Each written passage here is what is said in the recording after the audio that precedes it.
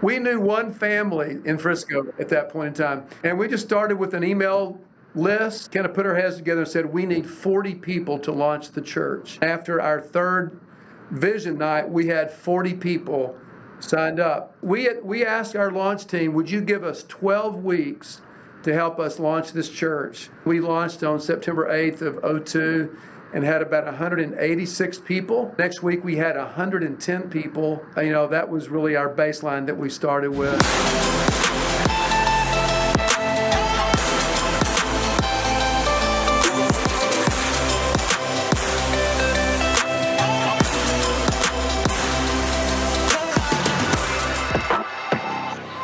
Hey guys, Frank Barry here with another episode of Modern Church Leader.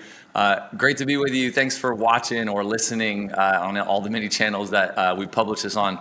I'm really excited about today's episode. I'm actually here with two senior pastors that planted a great church, and we're going to jump off and talk with them. So Jim and Paul, you guys can pick who can go first, but why don't you introduce yourselves to the audience and maybe even give a little backstory about how you even got into ministry, and then we can fast forward into planting a church.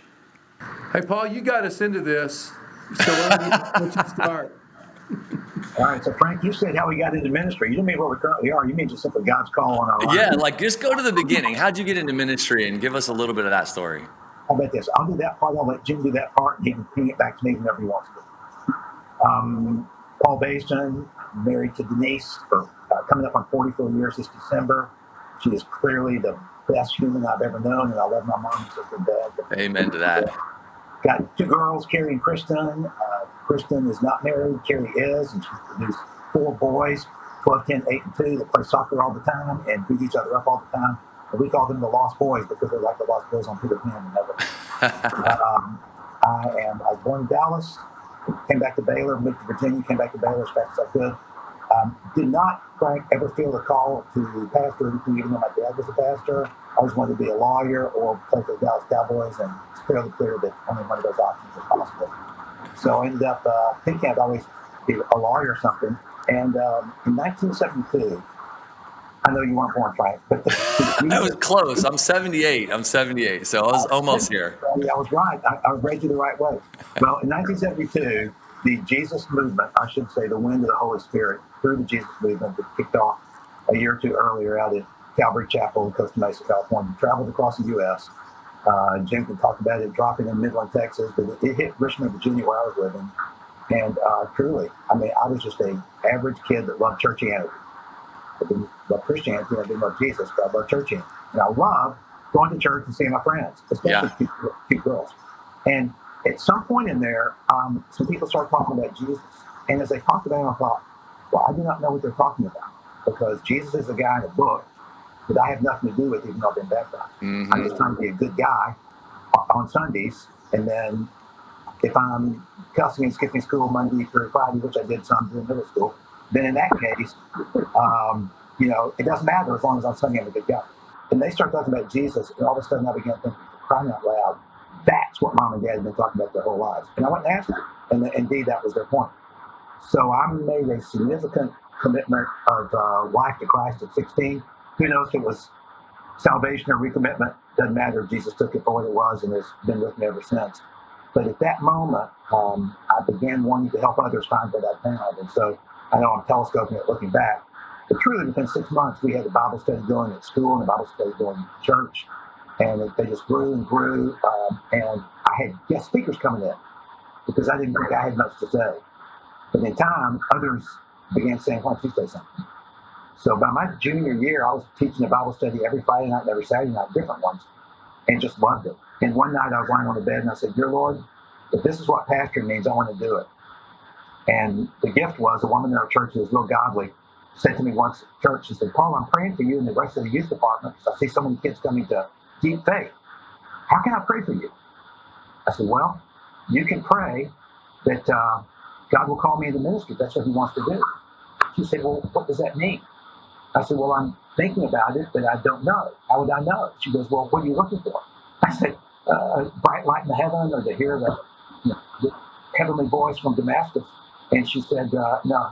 She goes, God doesn't work that way. I think what she meant, Frank, was truly, Paul, if you're as important to salvation history as Moses was or the Apostle Paul is, you get that, but you're not so. And then she said, I just want you to listen for an unassuming conviction, a voice. And I didn't know still small voice, but she said, just an unassuming conviction that keeps coming. And I said, well, I think I have that. She goes, Peter called. I said, it's not that easy. She goes, do not make it hard. And anyway, that's how I felt called into ministry. And then been a youth pastor and a country church pastor and a startup church pastor and a traditional church pastor and a university minister, and then with Jim 20 years ago. Well, Jim, yeah, jump in. Tell us a little bit about your background. Yeah, well, I actually grew up out in West Texas, a town called Midland. It's kind of the heart of Friday Night Lights. Our big rival was Odessa Permian. If you've ever read, the novel, Lee and Permian were huge rivals. And so growing up in Midland, there's about one thing to do that's exciting, and that is play football. And there's nothing but mesquite trees and oil wells there. So that was kind of the culture I grew up in and really enjoyed that. Really, my story was shaped primarily by something that happened to my father when Mom was 5 months pregnant with me. My dad was almost fatally injured in an oil field accident, and it really maimed him. He lost a leg. He was in the hospital for almost 9 months, and but through it all, even though the doctors didn't give my father a chance to live for about the first 2 or 3 months, he did. And my mom's dad was a pastor, my grandfather on my mother's side, and they just had this incredible faith experience that God said, my father's going to survive, he's going to be okay. And of course he was. And so after some rehab in Lubbock, Texas, where he was from, then they moved to Midland when I was 18 months of age, and that's where I grew up. And my dad was able to go back to work eventually. He became a deacon in our church. And so I just had this incredible experience early on, just knowing that God's grace and God's healing power is still at work today. Yeah. And so that really shaped my faith a great deal. So I tell people at the age of 7, I became a Christian. I think I really did at that point in time that, I crossed the river at a very narrow point, because you don't really have a chance to do a lot of damage when you're 7. But from that time forward, I had the opportunity to say yes to Jesus at different moments. In high school, I did have that experience where I thought Christ was maybe calling me to be a pastor and to preach the gospel. And I had to re-up on that when I was in college. I went to Baylor kind of fighting that a little bit. And so I went to Baylor as a pre-engineering major. Baylor didn't even have an engineering department then. So I was going to go to Baylor for 3 years and then transfer to Texas A&M or Texas Tech. And in my mind now, those are not good options, right? So if you're a Baylor guy. So anyway, I recommitted to the call to ministry and had a great experience at Baylor. I got married while I was there. I married a young lady who was from West Texas as well. Actually, we had grown up in the same church together until her family moved away. And we've been married now for 45 years. Oh, come on. She was really gifted in some ways. She was actually a news anchor for about almost 20 years of our married life. And so much of our married life, I was Robin Johnson's husband. And so I was happy to play that role. Yeah. We have 3 sons. Our oldest is a law professor in State College, Pennsylvania, at Penn State. My middle son is an actor out in L.A., and if you've seen the Dos Equis commercial with the guy in a blue jersey answering the door and picking up a case of Dos Equis and it says, better luck next year, and then tells the girl, hey, it's poison ivy, that's my son. It's run about 100 times.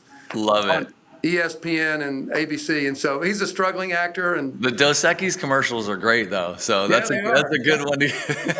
Yeah. So that's my middle son. My youngest son is a writer. Okay. Living in Austin, Texas, doing a day job so he can spend his time writing. So, and just as I kind of developed as a pastor, I went to Southwestern Seminary, did a PhD at Baylor, while Paul was doing his at Southwestern. Paul has a degree in historical theology, and mine is in Christian ethics. So we kind of work together. He looks back in history and reminds me of what our foundations are. And I'm a Christian ethicist, and I'm looking forward telling him where I think things are going. And so we have great conversations about that. I mean, But that's a good combo right there. my first church I pastored was a Sunday morning only Sunday school enrollment 15. And I pastored that church for 3 years and learned a whole lot about people and pastoring. Pastored an inner city church in Waco, a county seat church in Sarasota, Florida, and then a suburban church in Atlanta, Georgia that I helped to transform and transition to being more outwardly focused. It was a fairly inwardly focused traditional Baptist church, and learned a ton about leadership in those 10 years. And Paul, I've got a lot of scars to show for, leading a church through transition. Yeah. And then in 2001 and 2002, we made the decision to move to Frisco, Texas, and plant a brand new church. And that's where you guys are at, Frisco? That's where we came to start the church. We met at seminary. Wow. I had no idea. I didn't connect those dots even while we were chatting before, but you guys are in Frisco. That's awesome. You know Frisco? I mean, I don't know it well. I know it by way of having worked with churches out there that use Tithely and whatnot. So I don't personally know it, but I know it kind of by way of customers and things like that. Yeah. Well, I was one of your accidental customers yesterday. I was working on a sermon on giving, and I just Googled how to help donors get over the hurdles of giving. Why do donors not give? Right. What they want to? What would motivate them more? And there it was, Tithely, and I thought, hey, that's Frankie. That's the marketing department doing a great job right there. So, name basis right there. Yeah.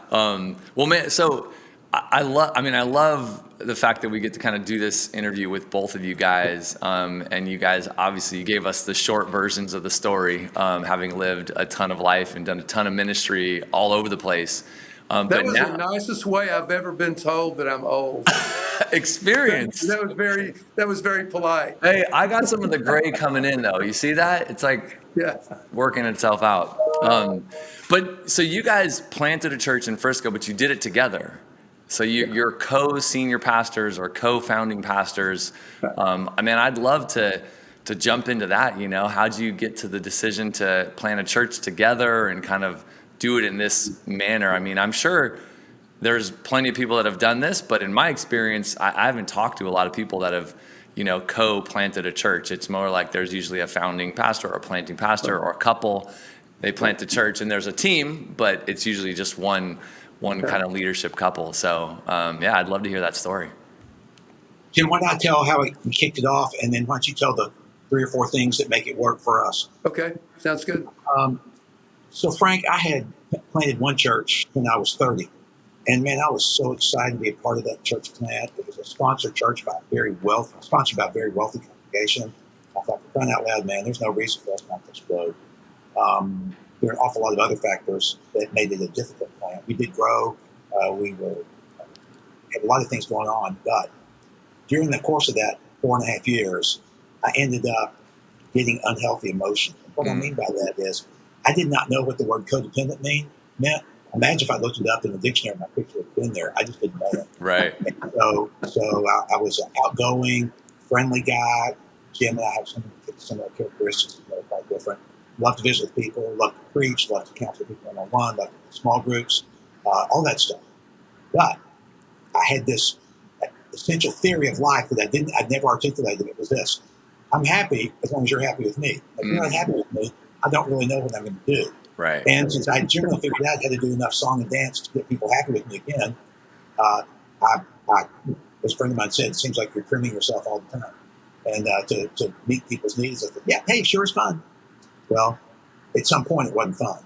And, when you're trying to lead a brand new church, there's never enough time, there's never enough people, there's never enough money.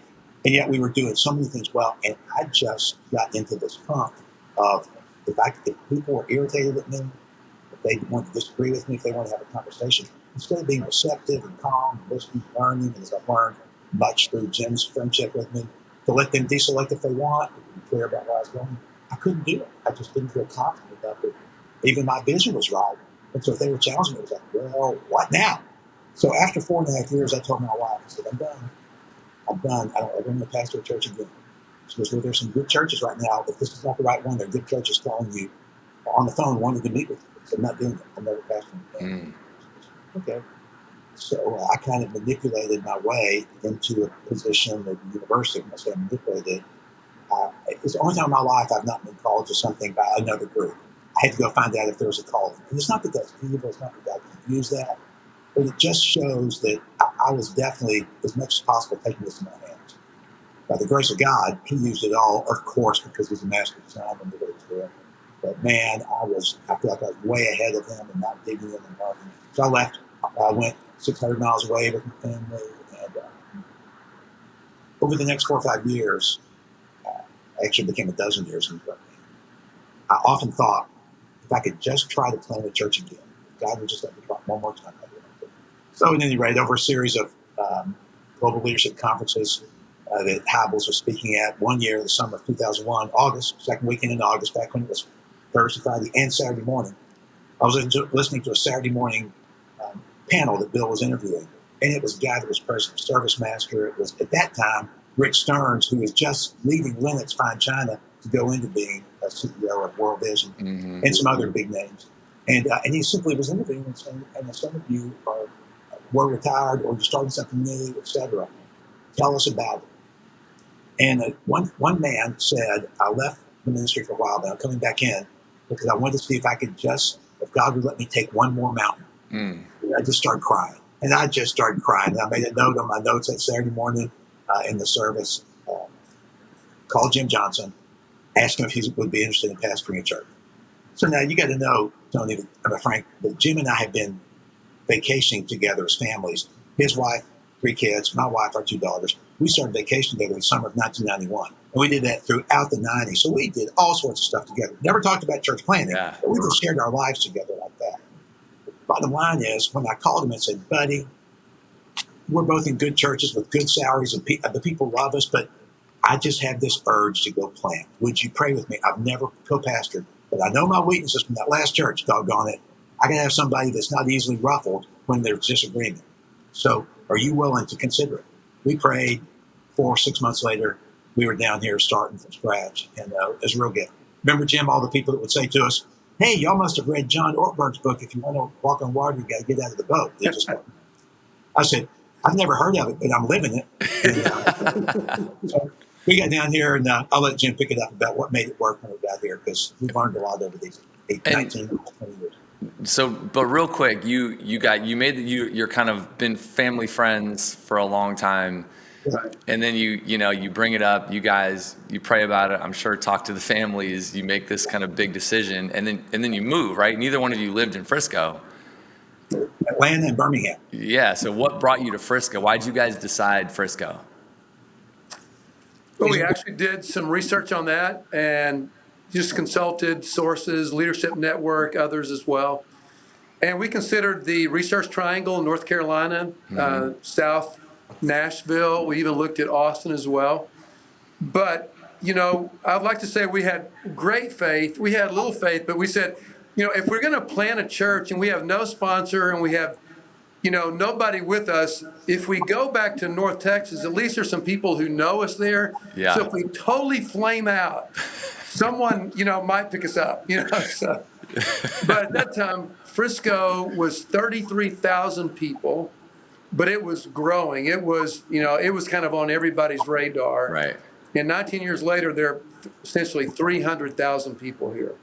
Yeah. There was one high school when moved here. Now they're about to open their 13th. So, it's just been this massive growth of a city. Yeah, that is amazing. Who I talked to recently is Andy and Summer Sipes from Frisco Bible Church, I think it's called. Andy Sipes. Yeah. Yep. Yeah, do you know those guys? And Bruce, yeah. XP. Yeah, yep, the XP over there. So anyways, random connection, but I just talked to them recently. Yeah. Yeah, we know them and do things with them together. So when we got here, we did a lot of research, but when we got here, we were astounded by one particular statistic, and it was this. There were more children birthed through 4 years of age than were currently enrolled in the Frisco Independent School District grades K through 12. What did you think about that? Mm-hmm. More kids birthed through 4 than K through 12. And we said, oh man, if we're gonna reach people, we have to design ourselves to reach young families. Right. And my church in Atlanta, we had hosted North Point when Andy was building his church and they were doing the construction. So they met in our facilities on Sunday nights for about 18 months. And during that time, I watched Reggie Joyner and their children's team launch kids stuff. Right. And so oh my gosh, they are really reaching young families through that. So when we moved out here and we saw the demographics, we said, we've got to do something like that. So we connected North Point and with them. And so we actually launched with the Texanized version of kid stuff. How they do it, yeah. Because I've not seen it firsthand, but I've definitely heard plenty of stories about how good North Point is at like serving young families and kids and all that. It was amazing. So when we launched in September of 2002, we did it with our version of that called Dude Ranch. We had hired a young graduate from Samford University in Birmingham. She was an incredible actress. We hired a videographer. And for the first 4 months, Paul and I, we were just ministers of announcements. Yeah. And it was this creative, presentation with original videos and original drama and stuff. And we did that for the first 4 months. Wow. And it was amazing. That's how we started the church. Yeah. Yeah. Sorry, Jim, but Yeah. when you got there, did you put together, did you two and your families just move in and then, start going to coffee shops to meet people, or did you bring any kind of launch team with you, or? No, So we y'all were just- the launch team. We knew one family in Frisco at that point in time. And it wasn't coffee shops. It was, what's the name of the Mexican food place, Paul? It was Ranch La Hacienda. La Hacienda. La Hacienda, there you go. We ate a lot of fajitas meeting with people. Love it. And we just started with an email list, and we just built it up, and we created, obviously the vision for our church. In the summer, we hosted 3 vision nights, and we had kind of put our heads together and said, we need 40 people to launch the church. And so we prayed for 40 people, and after our 3rd vision night, we had 40 people signed up. And these people... We had to count our 2 teenage kids. Yeah, we did. Hey, they count. They worked hard, too. And so the deal is, we asked our launch team, would you give us 12 weeks to help us launch this church? And after those 12 weeks, if you want to go back to perhaps an old church or you don't exactly love what's going on, you're free to go, but just give us 12 weeks. And so all 40 of those people had a job and a role. And we did the marketing. We launched on September 8th of 2002 and had about 186 people that showed up for what we call Dude Ranch. And there were a lot of well-wishers. And the next week we had 110 people. And that was really kind of that was really our baseline that we started with. Yeah. And by Christmas, we had 150 regularly coming. And then we launched our first worship service in January of 2003. So Paul and I finally got to preach. And we took our first offering. We've been providing all this for free. Yeah. And Frank, I'll tell you this, what's amazing. It's tough being a midlife church planter because we had students in college and all this kind of stuff. But in that first year, $480,000 essentially came to us through the mail. We had 2 large gifts, one from North Point and one from the BGCT in Texas. But $370,000 came from people who knew us, loved us, and believed in us. Wow. And it was amazing. But the deal was we had no idea when it was coming in. Right. So the way we made decisions, Paul and I would look at each other and go, do we need this for the mission? And if we both agreed, we either bought it, ordered it, or hired it. Yeah. And that's the way we made decisions. Frank, for instance, one of the things that's helpful to understand that when Jim says it's tough being a midlife church planter, the flip side of that is, and this is what he's getting at, I think, is the benefit is people know you. You've baptized people. You've married people. You've buried people. You've discipled people. You've led groups of people. And so all of a sudden you leave and you just say, hey, here's what we're doing. And we just send out this email list to people. And all of a sudden we get $100 check, $1,000 check. Right. Many times Jim and I met with somebody and said, let's meet for lunch. And they give us a $2,000 check or something. who does this? Right. But there was a connection. We had ministered to them, and that's, at 25 and 30 for church planners, they've got all the energy, all the vision in the world.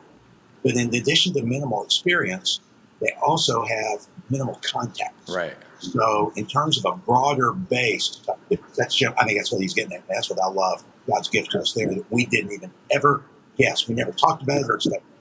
Yeah, that's amazing. I mean, there's so many things that I want to talk about, but let's talk about the fact that you guys are co-leading this church. I think that's fairly unique. You guys might know better than I do, but I don't see a lot of it. How'd you sort out the roles? How did you get, is it just because you spent whatever 10 years, 15 years going on family vacations that you were like, it just worked and you already had it figured out? Or did you have to do some hard work there? It wasn't really all that hard. In fact, there's a saying that if you're a typical on the pastor track, you say, never take a church unless it's desperate, because then they'll really welcome you as a new leader. Yeah. We were desperate. That is, we had been transitioning churches for Paul about 8 years, me for 10.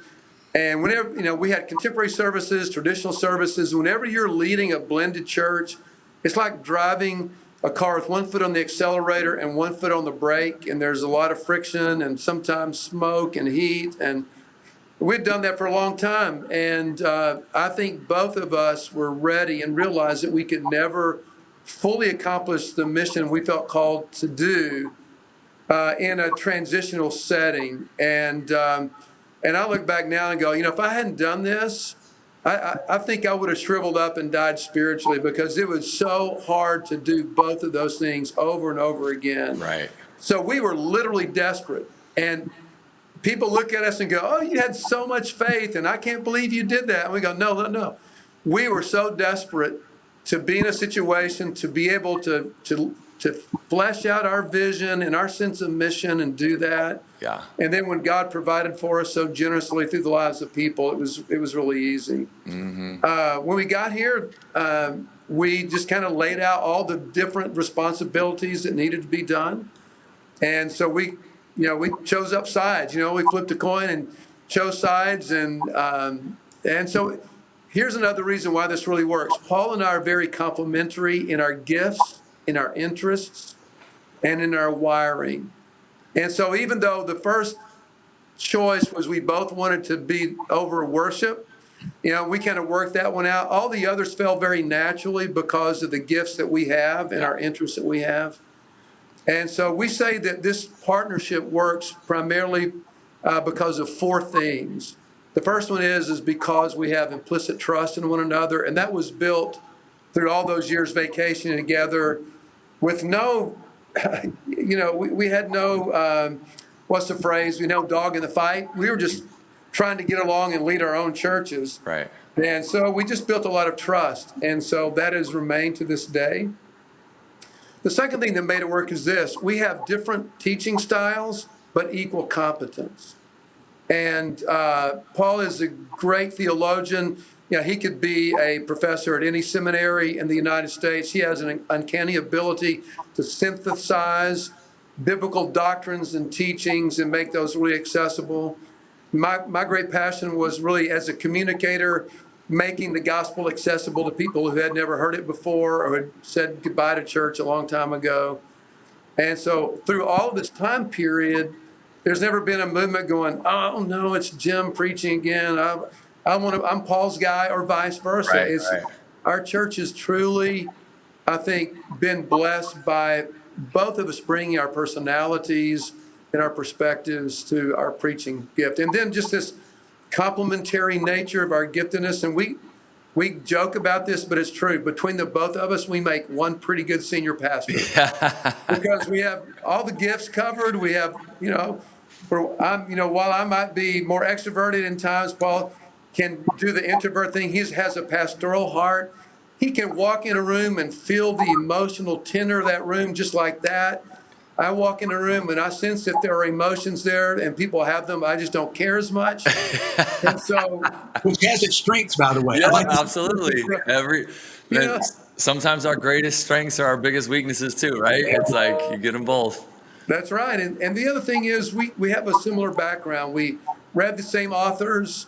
We have a very similar doctrinal background and stuff. And so Yeah.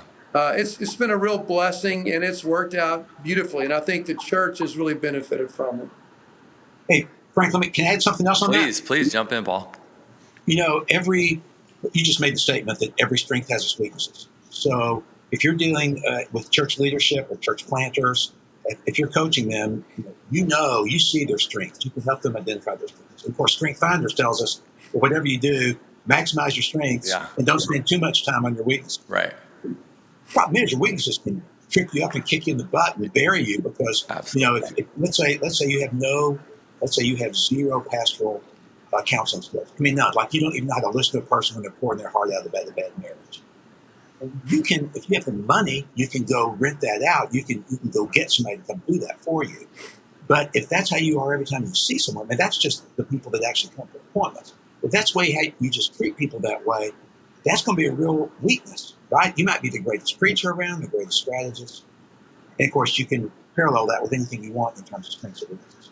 So it's almost impossible, I think, to so maximize your strengths, like the Strength Finder says, that your weaknesses are just kind of minimized and everybody says, oh, but their strengths are so good. Because in a church, your weaknesses really do shine, unfortunately.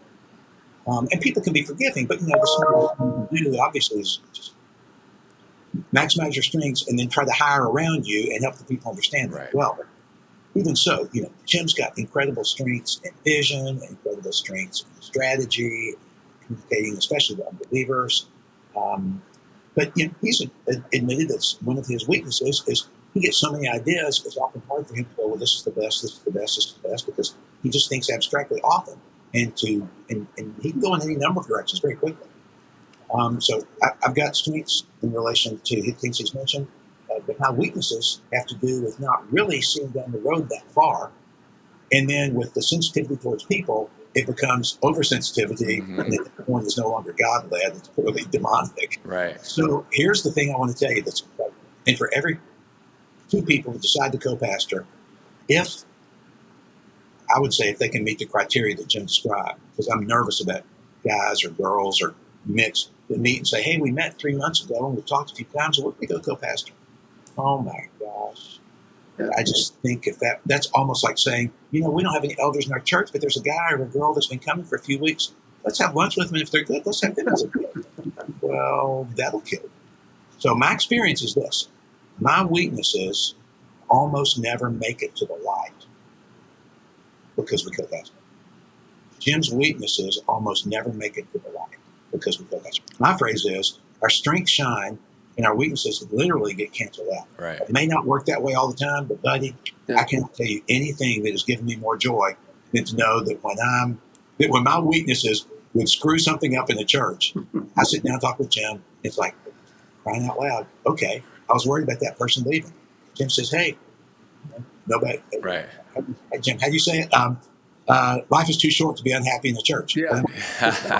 Yeah, we don't think anybody should be unhappy in their church. No. How can you let them go? What if they don't like me or talk bad about me? It's like, you can't control that. So, again, you see what I'm saying, Frank? Yeah, absolutely. And I mean, it sparked a thought that I just would love you guys to maybe tease out a little bit. I think the way that plays out is because you're not just you on an island being the leader, right? Like, yeah, you might have a team. Somebody who's leading church may have a team, but when you're the kind of sole senior pastor, right, it sort of the buck stops with you, and all of the weight of all of the decisions and all of the things going on kind of fall on your shoulders. Where in your guys' situation, you both share that together, so you can then go have some fajitas and you can sit down and talk about the real stuff, but you both feel the responsibility of it and carry the weight of it, but you get to do it together, right? Like so it's not stuck in your head. You get to kind of like talk it out, figure it out, and then your strengths kind of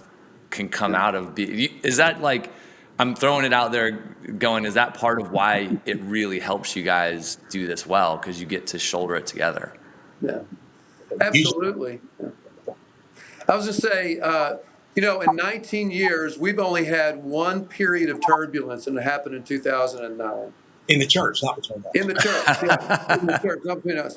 And so the deal is, what I've learned is when there are two of us, most people go, hey, listen, we don't have a single pastor who's going to run off and run the church off the rails and, and mess everything up.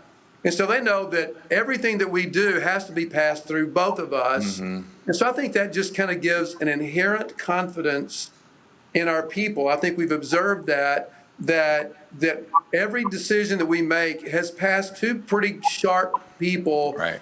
And so we haven't had a lot of people who have kind of risen up and really challenged us.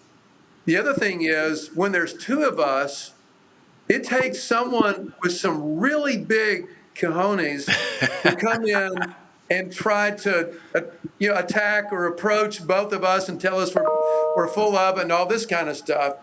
And so I do think having both of us there, it really keeps people from really rising up and thinking, oh, I can go in and I can push them around or whatever. Right. And so I think it kind of has worked both ways. Good decisions have been made. And as a matter of fact, the thing I look back and I appreciate a lot is, like as Paul said, I have a lot of ideas and I can put a bunch of stuff up on the board, but Paul has the gift of refining and asking really good analytical questions. And for us to grow from 6 people through all of the stages of growth in a church and all the growth barriers I know that you're aware of, like 400 and 800 and 1,000 and 1,200, for a church like us to grow through all of those, I think one of the reasons is because along the way we didn't make a crucial or a critical error that derailed the church. Right. If it had been me when I was 28 or when I was 32, I would have run the thing in the ditch at least a couple of times. But because we're doing this together, we haven't made that kind of fatal error that really damaged the church. So we've really benefited from doing this together that way. How do you work through things when you disagree?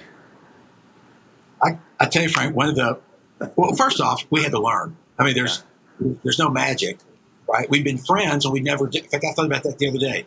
In a decade of vacations, plus other times that we'd see each other during the year and share meals together, in 5 years of sitting by each other in classes or going on retreats together, we had a lot of shared history.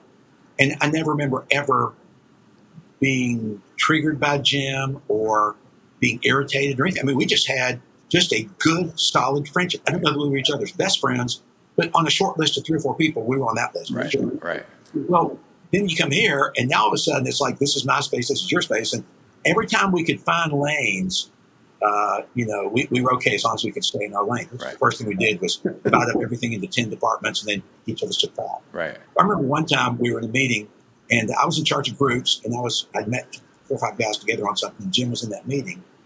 And he felt like, it felt like he was undermining what I was doing. And he wasn't. He was trying to show some things I wasn't seeing. It was just 4 or 5 guys who were sitting outside of the restaurant on the table outside. So it was low key. But man, inside I was thinking, I'm going this direction. It's clear to me he's going this direction. And I didn't know what to do because I didn't want to say in front of those guys, hey, I'm in charge of discipleship. I'm trying to read this. Please keep your thoughts to yourself. Right. Because I didn't. It wasn't that I didn't care about his thoughts. But I didn't understand them. They didn't make sense to me. And we hadn't talked. Right. So anyway, after that, I went by. It was probably the next day. I probably should have gone immediately, but on me, I know it was the next day. And I said, hey, let me just tell you what that was like for me. I went through it. He goes, oh, and he used a great phrase that we've now used a dozen times. He goes, well, he said, just pretend that there's a screen door and you're a fly on one side and I'm a fly on the other side. You just told me your perspective. Let me tell you what this fly on the other side of the screen door is experiencing. I saw this, and some of the guys in there I know better than you do because we've been in a group, and I said this. I said, okay. He said, I'm sorry if I hurt you. I wasn't trying to. I was just trying to guide the conversation in some different ways. And again, that just comes inevitably, Frank, with co-pastor. Like, we are 2 different humans. There's not a day that wakes up that he's Paul, and not a day I wake up that I'm Jim. I have my life, he has his. But I would say that is almost, that's not happened more than a few times since then. And when it does, we just Yeah. We learned to give each other signals. And one thing we do a lot is this, that whenever we do have disagreements, there are different degrees of disagreement or how important something is to us. So what we'll do is, if we're disagreeing, then I'll say, hey, listen, this is not that important to me, but if it's more important to you, I'm happy to defer that to you. That is, so there have been very few decisions where we are both incredibly passionate about it and on opposite sides of it. Right.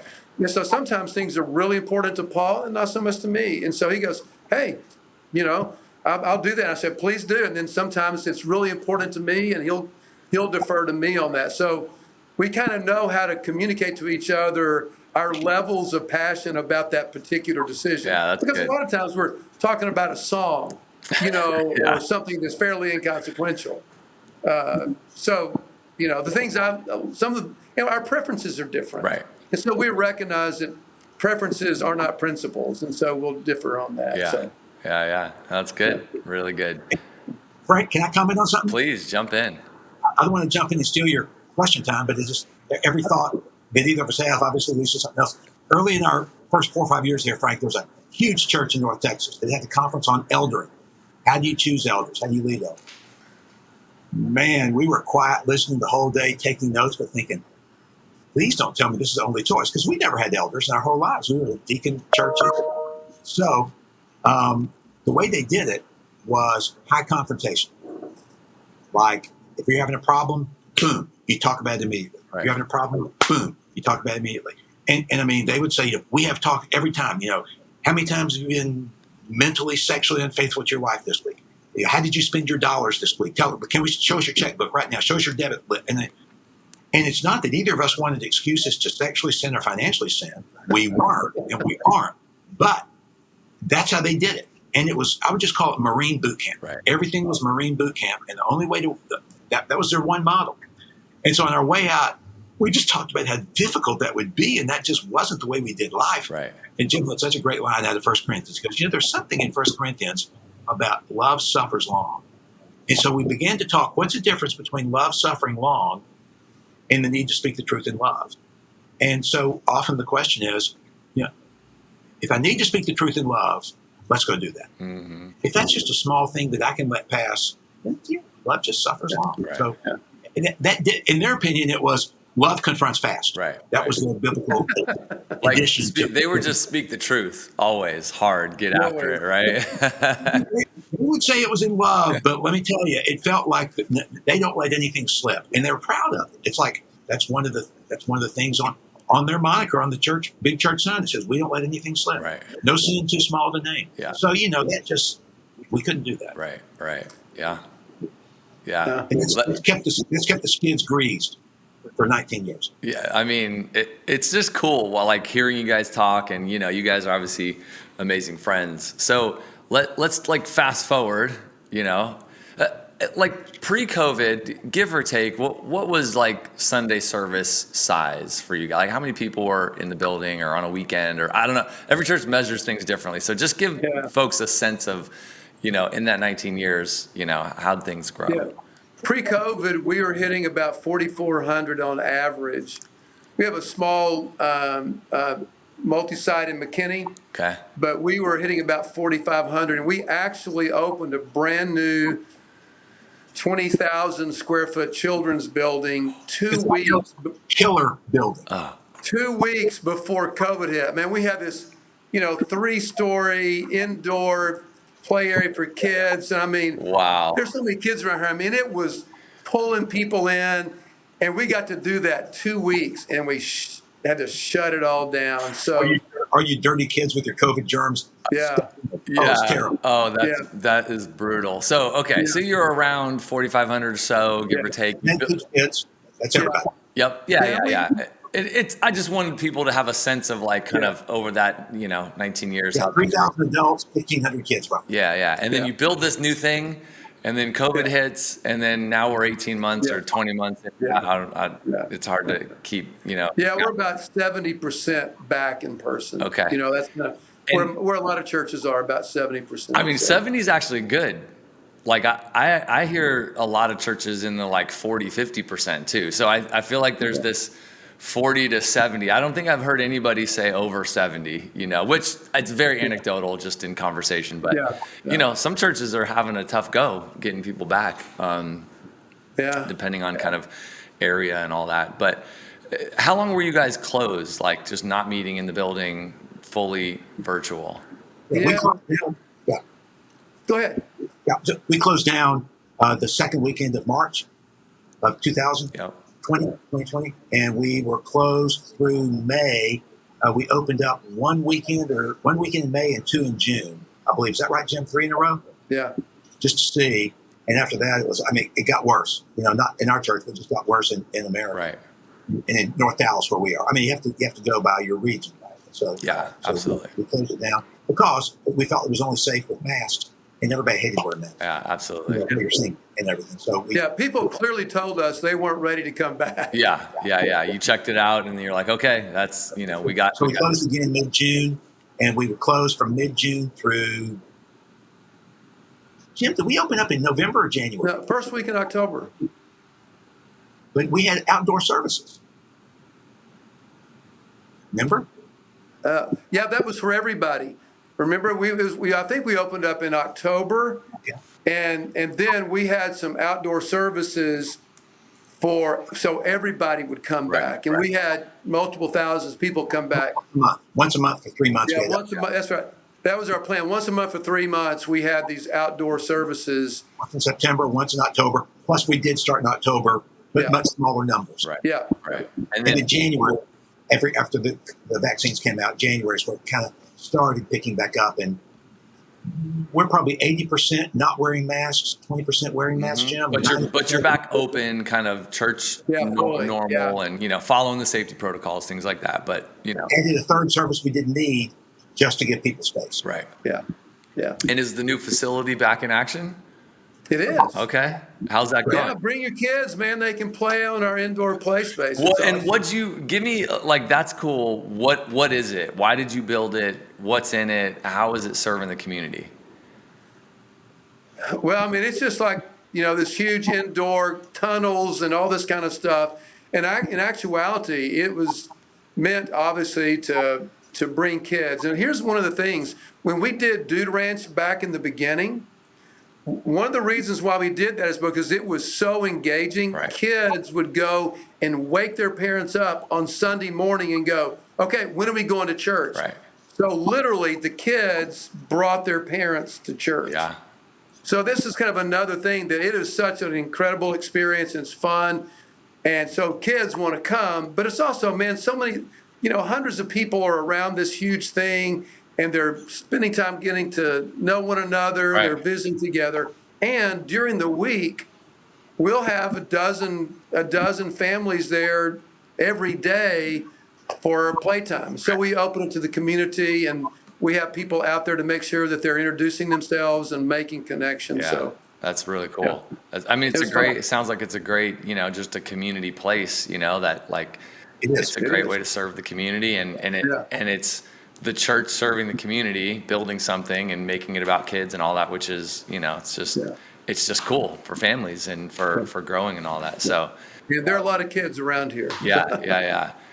So what's the, maybe as we kind of wrap up, how are you guys thinking about the future? And, we're kind of not through COVID, but on the other side a little bit. And, you're 70% back in the building. As you guys are working together, how is church different? How do you see it functioning different into the future? Or do you think it's going to kind of eventually all come back to what it used to be and kind of move on? How are you guys talking about that? You mean to go, PB, or you want to start? You want to split out, grow and go? How do you want to do it? Yeah, let me kick off kind of what led us to that. So obviously what was happening is now we start this whole digital approach. We were already streaming. Okay. But we didn't have an online campus. In fact, we were trying to, we had an online streaming thing reluctantly because we felt like it was keeping people away, right? So we had not really embraced that fully. So then when COVID hits, and now all of a sudden people are stuck in their homes, and we're doing groups in homes now, and we're realizing, okay, really COVID is making us really leave the building and spend more time in our community. So then we actually tried to start organizing people in their neighborhoods to really begin to serve their neighbors and to really take the church into the neighborhoods again. So here we found ourselves going, okay, now we have a larger digital presence. Now people are no longer coming to the building, and we put so much stock in the 1 hour on Sunday, right? And yet now all these people are used to being online where they are. And so we started some things to try to help during COVID. And while we were doing that, we're going, it just feels like we're doing a bunch of random stuff. Can we connect the dots? That is God calling us to a new vision because we're doing hybrid church digitally and in person? We now see the need to really be present in neighborhoods and communities. So we were what we would call an attractional church. Like almost every church was planted in the 10s and the 90s, or attractional. And we really said, you know what? We believe that we need to maybe alter the way that we carry out the mission of our church and change our strategy. And so it's come and see. So now we have kind of swizzled it, and we're now saying that our strategy is grow and go. And so now we're putting equal time and energy into really equipping and helping believers grow on the weekends, as opposed to just doing felt need messages to try to get people to come on the weekend. And now we are redesigning our outreach so that we are actually facilitating people to go into the community. So we have a grow and go strategy. And so we put together like some milestones along the way. So in order to help people grow, we're leading people to say yes to Jesus, to worship daily, to connect with the group, to serve the body, to learn God's story or to learn the word, and then finally to invest in the mission. Those aren't new. Those are a part of the grow pathway that we've had for a while. They also line up with Rooted, and we do Rooted. It's been an incredible eye-opening experience for our church, and those are some of the rhythms. We consolidated them to from 7 down to 5. And so that's our grow pathway. But now we're focusing on our go pathway, and Paul can tell you what that is. Obviously, Frank, one of the most important things is, as Jim said, we're moving from being attractional only to, we're not getting rid of attractional because we still want people to come and hear God's word. Right. And missional. And, I think it was a challenge for Jim and me to accept missional, maybe just because of our age. But doggone it, we loved the gathered church a lot. And the thought of a lot of missional church conversations over the last 20 years have been such a focus on the scattered church, the church out, but they fail to talk about the church in. And I realize now that there's a judgment that they appropriately made on us for not talking about the church out. So I get it. We're finding a balance. But for us, for the go piece, we're describing it in these terms. It involves making a friend, inviting a friend. So make a friend being hospitable. Right. Inviting a friend into your life, into your group, into your church. Meet a need, which is all about caring for people beyond the walls of the church that are in trouble, whether it's a neighbor in your that lives close to you has lost their house in a fire or something. Are you going to go give on their GoFundMe page? Yes, go help them. Right. So it's all of that as well as serving somebody, et cetera, in the neighborhood. Fourth is right or wrong. We want to get the justice piece in there because we both care deeply about that, but that never has fit well in an traditional evangelical discipleship plan. As you know, there's virtually no pathway that says, be sure and do justice. So some churches say, well, because of that, we're going to do justice only. Doggone it, we should have got it right. So we got it right now. And when I say we, I mean the evangelical church. We got it right now, right or wrong, with compassion, courage, and intentionality. Then share God's story as your own story, and then finally help start new churches, because the fruit of everything is a new church that reaches more and more people. So Jim and I are preaching through that 12 weeks right now. We just came to you from a meeting we were in on writing curriculum for 12 weeks at whole church. All small groups will go through next year. We're about 50 to 70% of people in small groups. So they will all jump into this 12-week curriculum based on 6 weeks on go and 6 weeks on go. Yeah. And we're super excited about that. Man, sounds like y'all are running right now. It's awesome. We're trying. Coming through a pretty crazy time and, adapting and figuring that out. I mean, it sounds like you also learned a lot about church online through it, which I think is just a fantastic Absolutely. lesson Yeah. that hopefully most churches kind of take out of that time, right? It was hard for everybody, or at least for most, right? But coming through it and going, okay, we got some new tools that we're gonna put to Yeah. work. Well, man, this is Hey, Tony Morgan has a saying. I think it's Tony, but he says this: before COVID, home group or a home-based churches made disciples but weren't very organized. And then there are a lot of large churches who were organized but weren't really making disciples. And he's saying that post-COVID now, they were actually going to have large churches that are organized who are also going to make disciples. And that's what we're going for. We're happy to be a large church. We have the resources. That's wonderful. We have a lot of people to reach, but we really are more determined to truly make disciples rather than just kind of let that happen, Right. And so that's the change in us. That's how we've described it. We're going to be highly organized and very intentional, but really make disciples in a way that we have never done before. Yeah, I love that. Frank, is it possible that you let me mention one thing before we get off? Please do. And before we end, I want you to let everyone know how to go check you guys out. But yes, jump in, Paul. Okay. Well, you can find us on 365discipleship.com. That's the discipleship website that Jim and I man. And so I just want to tell you that one of the things we've learned is that people's knowledge of the Bible is so far less than what it was even when we were growing up. That this biblical literacy is just off the charts, including kids that grew up in a Christian home but know nothing. And I've got that in some of my extended family members. I've got that. Really, that's your parents, that's your grandparents, and you've never heard of the Apostle Paul. Right. You know any of this, sir. Jim and I had put out the first of 3 books in a series, and there it is, bro. It's called Finding Your Place in God's Great Story for kids. That's and awesome. For kids, it's for tweeners, really. And then there's another one that's coming out next year, Finding Your Place in God's Great Story for little ones, and it's just 8 2-page sections, multicolor of this same story, same 8 chapters here, and this is for tweeners. Then the last one's coming out about a year from now. It's for adults. But just so you know, here are the titles of the 8. This is how we see the whole story of God, that God creates, which is obviously Genesis. God blesses, which is God calling Abraham. God rescues, which is Moses. God chooses, starting the nation of Israel through David.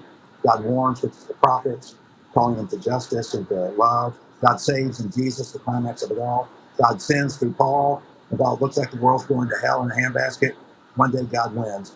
And that's John the Revelator. So it's very good. And let me tell you, man, the best thing about it is, but many kids just know a story here, a story there, a story here, a story there, and it's not integrated. Man, this book right here is integrated and helps them see from beginning to end the whole story arc, or for intellectuals like you, the meta narrative. Yeah, that's But amazing. the whole story arc of the scriptures, and helps them know God's love. He made them, He saved them, He's going to remake them. And it's all out of God. Yeah. So that's fun. Oh, that's beautiful. So is it on Amazon? Like where can people get it? Jim? Yeah, it is on Amazon. And it's actually with their top release in children's Bible study. So it's doing really well. And a lot of people are benefiting from it. So yeah, it's also at christianbooks.com. And it is on Barnes & Noble or any other bookstore you go to. So good. So, I mean, look, y'all went on family vacations together. You planted a church together. You're writing books together. I mean, this is amazing. I love it. We're going to grow old together, but we're not married. That's good. That's good. Let's, okay, so you said disciples365.com? Yep. 365 Discipleship. 365discipleship.com. And then what about the church? Where can folks go to check out your guys' church online? Go to prestontrail.org, prestontrail.org, and you can find out more about us. You can look into all of our message series that have been very helpful to a lot of folks, and we'd love for you to check us out online. We're there every weekend. Love it, love it. Well, Jim, Paul, this has been awesome. I appreciate you guys coming on. Frank, thank you for your work. Thank you for helping train leaders and church planters and everybody that's trying to give their life to kingdom work. Somebody like you being a coach on a regular podcast, that's going to mean a lot to them. We're honored to be a part of your show today. Oh, man, that's fantastic. Well, thank you guys, and thanks for everyone for, tuning in, and we'll be back next week with another episode of Modern Church Leader. Thanks, guys.